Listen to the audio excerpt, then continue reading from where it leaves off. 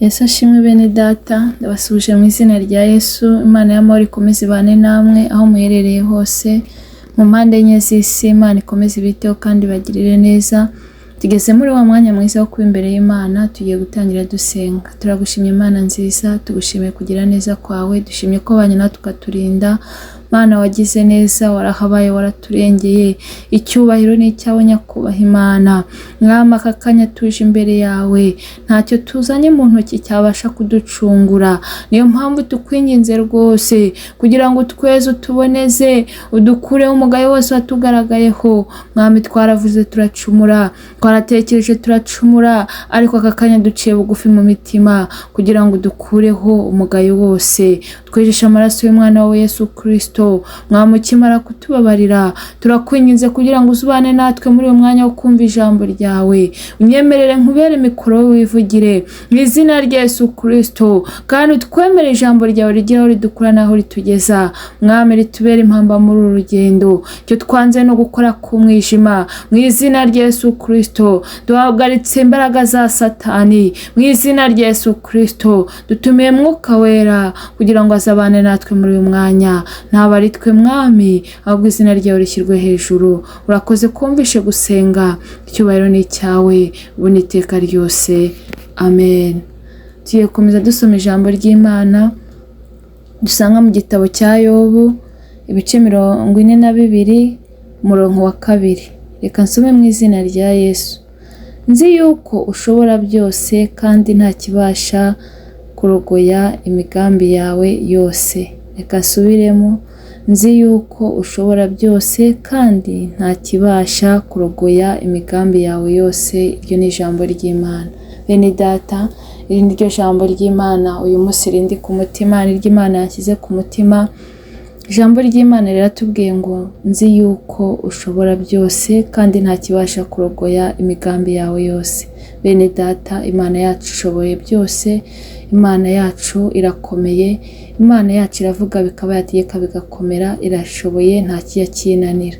Niyo mpamvu mbinginga kugira ngo mureke tuyikomezeho, mureke tuyegere kurusha ibindi bintu byose, kandi mbere na mbere tuhashyira Imana, nibwo n'ubuzima bwacu buzagenda neza. Wowe nkurikiranye, ndakwinginga nkubwira ko Imana ishoboye, kandi nkabwira n'umuntu utari mu Mana ko ari mu gihombo, kuko Imana ishobora byose kandi ni ishobora byose, yitwa ishobora byose. Niyo mpamvu ntinginga umuntu wese kugira ngo aze mu Mana, kuko harimo byose kandi ni ukuri ntawayiringiye uzakorwa n'isoni. Niyo mpamvu mbinginga kugira ngo mureke twiringire Imana, twe kwishingikiriza ku buhanga bwacu, kuko tudafite Imana ntacyo twaba turi cyo, ariko dufite Imana dufite byose.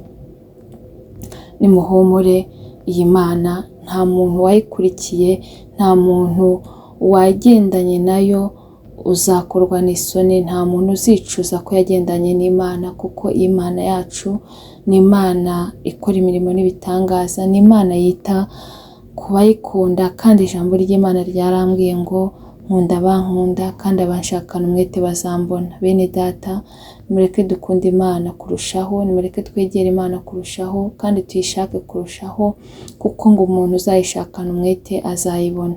Kandi ni ukuri, reka mbabwire, nitubishyiramo umwete tugashaka Imana, n'ibindi byose twifuza tuzabigeraho, kuko iyi Mana nta kinanira mu gihe cyashyizweho nayo. Ikintu cyose iragitegeka, ikintu cyose irakibwira kikayumvira. Niyo mpamvu nkwinginga kugira ngo wikomeze ku Mana, nanjye nikomeze ku Mana. Ubuzima bwacu tubushyire mu Mana, ibyo dukora tubishyire mu Mana, iyo business yawe ishyire mu Mana, urugo rwawe ruragize Imana, abana bawe baragize Imana. Aho ugenda hose ujye wiragiza Imana, kuko Imana ishobora byose kandi nta kibasha kurogoya imigambi yayo. Nta muntu n'umwe warogoye imigambi y'Imana. Icyo Imana yakuvuzeho nta wakikuraho, nta wakitambika. Igihe cyashyizweho iragisohoza. Niyo mpamvu nkwinginga kugira ngo umenye agaciro ufite, kuko ufite Imana. Reka nkubwire, ni ukuri, wowe urareba ukabona hari ibikuremereye, urareba ukabona ubuzima buragoye, urareba ukabona nta cyerekezo cy'ubuzima ufite, ariko ndagira nkubwire ngo uri umuntu w'agaciro, kuko Imana igufiteho umugambi ukomeye, Imana igufiteho umugambi ukomeye cyane, kuko nta cyarogoye umugambi w'Imana ku buzima bwawe, nta cyarogoye umugambi w'Imana ku buzima bwanjye. Niyo mpamvu nkwinginga kugira ngo ubihe agaciro, kuko igufiteho umugambi munini. Izagukoresha iby'ubutwari kandi izakugira ukomeye. Icyo usabwa ni ugukomeza kwizera no kuyiringira. Icyo usabwa ni ugukomeza kwikorera neza, ugendera mu nzira nziza yo gukiranuka, ukora ibyo Imana ishaka. Kuko reka nkubwire, ijambo ry'Imana ryarambwiye ngo mubanze mushake ubwami bw'Imana no gukiranuka, ibindi byose muzabyongererwa. Kandi irindi rirongera rirambwira ngo ubaha Uwiteka, wicisha bugufi kubaha Uwiteka, ingororano ye n'ubukire, icyubahiro n'ubugingo.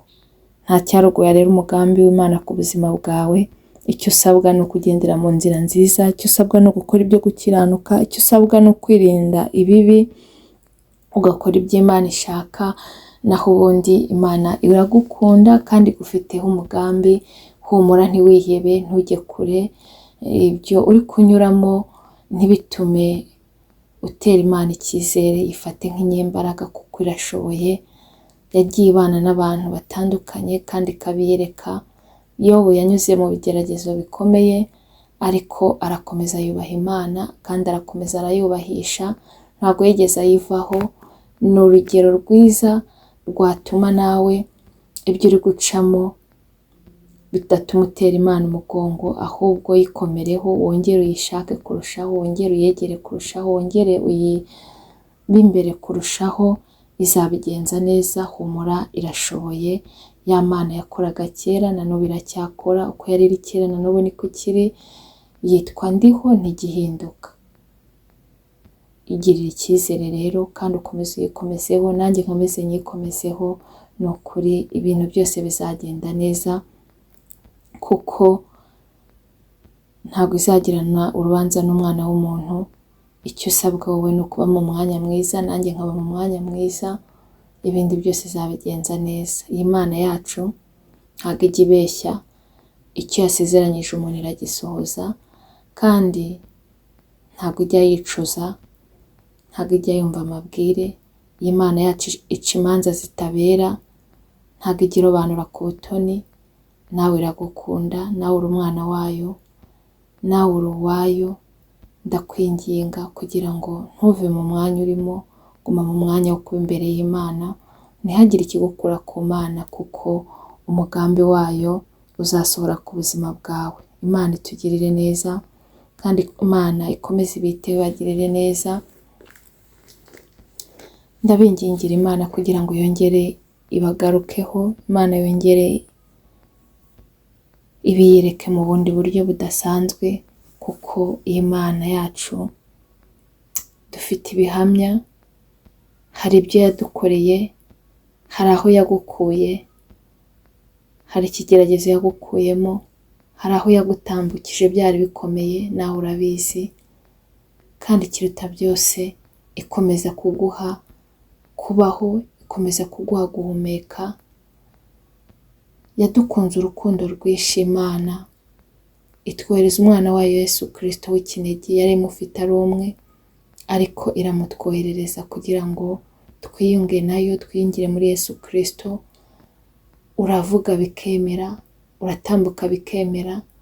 Niyo mpamvu nkwinginga kugira ngo ukomeze uyikomezeho, kuko iguhaye fagitire y'umwuka uhumeka, impaye fagitire y'umwuka mpumeka, ntabwo nabona icyo nyishyura. Ibyo byonyine bijye bituma uyegera kurushaho, kubera urukundo yadukunze. Kandi iyi Mana yadukunze urukundo rutagira akagero. Twari dupfuye tuzize ibicumuro, twari dupfuye tuzize ibyaha, ntabwo twarabu kubabarirwa, ariko Imana iratubabarira, iradukunda. Tudakunditse, itwohereza umwana wa Yesu Kristo kugira ngo tubone ubugingo buhoraho. Niyo mpamvu mbinginga kugira ngo muyikomezeho. Ni ukuri iyi Mana yacu ishobora byose, ntabwo ari kimwe, ntabwo ari bibiri, ahubwo ni byose. Ikibazo cyose waba ufite, intambara zose waba uri gucamo, ibyaba biguteye ubwoba byose, imiyaga n'imiraba waba uri guhura nayo, ndagira ngo nkubwire ngo ngutangarize ngo iyi Mana yacu ishobora byose. Humura, n'ibyo ngibyo uri gucamo izabikora. Icyo usabwa ni ukuyizera, ukayiringira, ukayifata nk'inyembaraga kandi ugakiranuka, kuko Imana yacu ishaka ko dukiranuka ku gato no ku kanini, kuko ijambo ry'Imana ryarambwiye ngo Imana yacu ntabwo yigeze iduhamagarira kwanduzwa, ahubwo yaduhamagariye kwezwa. Niyo mpamvu nkwinginga kugira ngo wizere, ugire icyizere, wumve ko Imana ishobora byose. Ibyo waba uri gucamo byose Imana irabishoboye. Ibwira byose bikayumvira, iravuga bikaba, yategeka bigakomera. Imana yacu ni nyembaraga, Imana yacu irashoboye, ntabwo igisaba ubufasha yirihagije. Izabikora rero, humura, wigira ubwoba, ahubwo kora ibyo ishaka, kora ibyo ishaka, unyure mu nzira nziza, nanjye nyure mu nzira nziza. Twitwararike, twirinde, tugire ingeso nziza, twere imbuto zikwiriye abihannye, tubane n'abantu bose amahoro, dukunde abantu bose tutarobanuye ku butoni, kuko ni Imana idushakaho. Uko itaturobanuye ku butoni, natwe niko tudakwiye kurobanura abandi ku butoni, ahubwo dukunde abantu bose tutarobanuye ku butoni, kandi dukunde n'abanzi bacu. Niko ijambo narisomye ryambwiye ngo dukunde abanzi bacu. Buri muntu wese umukunde, nta kintu urebeyeho, utarobanuye, kuko ni Imana idushakaho. Imana yacu iradukunda, natwe ishaka ko tugira urukundo. Yesu agiye gusubira mu ijuru, yabwiye abigishwa be, arababwira ngo mukundane, mukundane. Niba babona mukundanye, mukundana, bazamya ko mukomoka kuri njye. Ni isezerano rikomeye rero, nimureke dukundane, kandi mbere na mbere dukunda Imana, mbere na mbere tubashyira Imana, kuko Imana iradukunda kandi niyo yabanje kudukunda. Niyo mpamvu mbinginga kugira ngo dukunde Imana, kandi niturangiza dukundane hagati yacu, ukunde mugenzi wawe nk'uko wikunda, niko ijambo ry'Imana ritubwira. Ubundi nurangiza nukora ibyo Imana ishaka, n'ibindi byose uzabyongererwa. N'icyo kibazo uri gucamo izakigukuramo, kuko Imana ni ubuhungiro bwacu, ni imbaraga zacu, ni umufasha utabura kuboneka mu makuba no mu byago. Bene data, Imana ibana natwe ibihe byose tunyuramo. Niyo mpamvu mbinginga ngo icyo dusabwa ni ugushaka ubwami bw'Imana no gukiranuka, ibindi byose tuzabyongererwa. Ibyo byose rero byituma ucika intege, byituma utera Imana umugongo, kuko ibyo byose irabishoboye. Ni Imana ishobora byose, ishobora byose, kandi nta kibasha kurogoya imigambi yayo yose.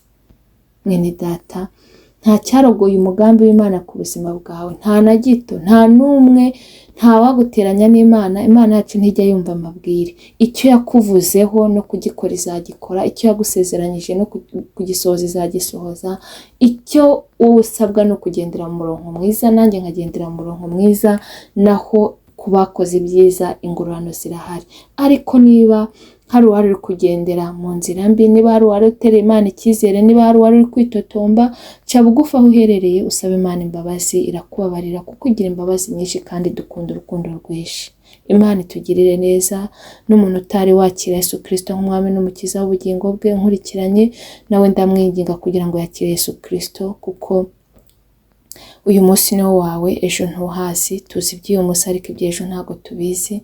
Niyo mpamvu nkwinginga kugira ngo mwakire. Muri iyi si turi abashyitsi, ntabwo iyi si tuzayigumamo, iwacu ntabwo ari hano mu isi, iwacu ni mu ijuru. Niyo mpamvu nkwinginga ngo wakire Yesu Kristo, ntabwo uzicuza kumukurikira kuko ni inshuti nziza, kandi muri we harimo umunezero, ibyishimo n'amahoro, ndetse ni naho tubonera ubugingo, kuko niwe nzira n'ukuri n'ubugingo, ntawe uzajya kwa Data atamujyanye. Niyo mpamvu nkwinginga kugira ngo ufate amahirwe agukure mu gitabo cyo kurimbuka, kwandike mu gitabo cy'ubugingo. Imana ikomeze ibahe umugisha kandi ikomeze ibagenderere. Reka dushime Imana kubwira ijambo. Data, mu izina rya Yesu turagushimye, turaguhimbaje, tugushimiye neza n'urukundo rwawe, tugushimye ko utajya utureka, tugushimye kubw'ijambo ryawe duhumurije imitima. Ijambo ryawe ratubwiye ngo ushobora byose, nta kibasha kurogoya umugambi wawe. Mwami, turabizi, dufite ibihamya, hari ibyo wakoze mu buzima bwacu bikomeye, twarakubonye, nta wakwiringiye ngo akurwe n'isoni. Abankurikiranye nabo ndabasengeye, baye kukwiringira no kukwizera, bo gucibwa intege n'ibyo bari gucamo, be gucibwa intege n'ibigeragezo bari guhura nabyo, kuko ibyo byose urabishoboye. Icyo udusaba ni kimwe, ni ugushaka ubwami bw'Imana no gukiranuka, ibindi byose uzabikora. Mana, ndakwinginze aba bankurikiranye nabo bahe gukiranuka no gushaka ubwami bw'Imana, kuko ibyo byose urabishoboye, niko ijambo ritubwiye. Biteho, bagirire neza, barindira ubugingo ko aribwo buzakubona. Dusengeye umurimo wawe, gabanya abarimbuka wongera abakizwa, mu izina rya Yesu Kristo. Mwami, abatari bakira Yesu Kristo nk'umwami n'umukiza w'ubugingo bwabo bahe kumwakira. Ongera usuku ubyutse mu itorero, mu izina rya Yesu.